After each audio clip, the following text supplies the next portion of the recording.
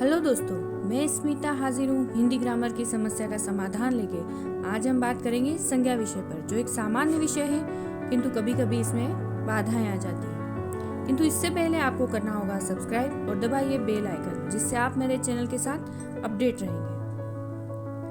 तो चलते हैं हमारे विषय की ओर। अब हम आते हैं संज्ञा पर। दोस्तों, संज्ञा क्या है? आप, मैं, यह जगह जहाँ हम बैठे हैं, वो शहर जहाँ हम रहते हैं, हमारे पसंद के फल, सब्जी या कोई भी वस्तु, यही संज्ञा होती है। यदि यही सामान्य सी बात हमने समझ ली तो हम संज्ञा को बहुत ही आसानी से समझ सकते हैं। जैसे यह चित्र देखिए, इसमें ऋषि ऋचा बस्ता लेकर सुबह सुबह अपने घर से विद्यालय की ओर जा रहे हैं।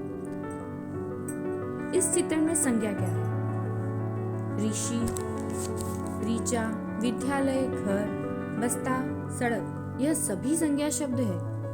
अब संज्ञा को हम ऐसे भी परिभाषित कर सकते हैं, जिस शब्द के द्वारा किसी वस्तु, व्यक्ति, स्थान अथवा भाव का बोध हो, उसे संज्ञा कहते हैं। वियान अपने दोस्तों के साथ शिमला जाकर खुश हुआ। वियान, दोस्तों, शिमला और खुश, यह सभी संज्ञा शब्द है। अब इसे समझने के लिए हम इसे और भी आसान बनाते हैं और चलते हैं संज्ञा के भेदों की ओर। संज्ञा के 3 भेद होते हैं। पहला व्यक्तिवाचक, दूसरा जातिवाचक और तीसरा भाववाचक संज्ञा। व्यक्तिवाचक संज्ञा, जिस संज्ञा शब्द से किसी व्यक्ति, विशेष वस्तु अथवा स्थान का बोध हो, उसे व्यक्तिवाचक संज्ञा कहते हैं। जैसे अशोक, भारत, गंगा, इंदौर आदि। इसे समझने के लिए हम भारत शब्द को लेते हैं। भारत यानी कि हमारा अपना देश। भारत नाम लेते ही हमें हमारे देश का बोध होता हो। सीधा सीधा कोई शब्द उसके अर्थ का बोध कराए, वही व्यक्तिवाचक संज्ञा होता है। इसे और अच्छे से जानने के लिए हम आम शब्द को लेते हैं। आम हम सभी का पसंदीदा फल है।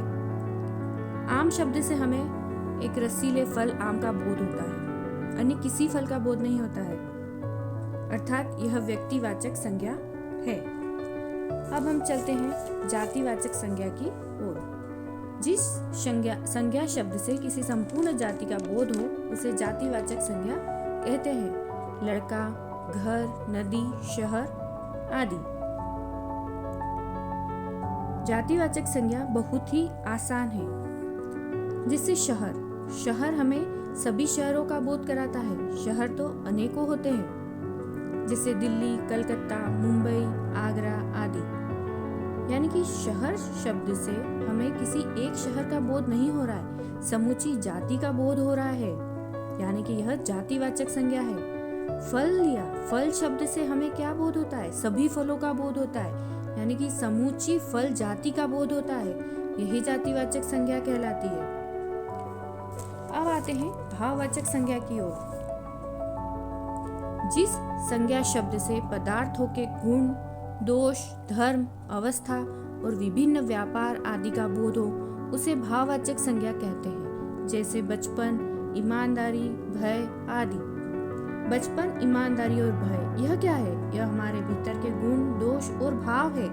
यह कोई व्यक्ति, वस्तु या स्थान नहीं होता। जैसे खुशियां, प्रसन्नता, यह सब क्या है? इन्हें सिर्फ महसूस किया जा सकता है, क्योंकि ये हमारे मन के भीतर के भाव और हमारे गुण दोष होते हैं, और यही सब भाववाचक संज्ञा के अंतर्गत आते हैं। दोस्तों, आज हमारा विषय यहीं समाप्त हुआ। यदि आपको अभी कुछ समस्या या कुछ बाधाएं हैं या अन्य किसी विषय पर भी आप मुझसे कोई जानकारी चाहते हैं, तो कृपया कमेंट बॉक्स में कमेंट कीजिए। इसी के साथ मैं आपकी आज्ञा चाहूंगी। मिलते हैं नई वीडियो में नए विषय के साथ। नमस्कार।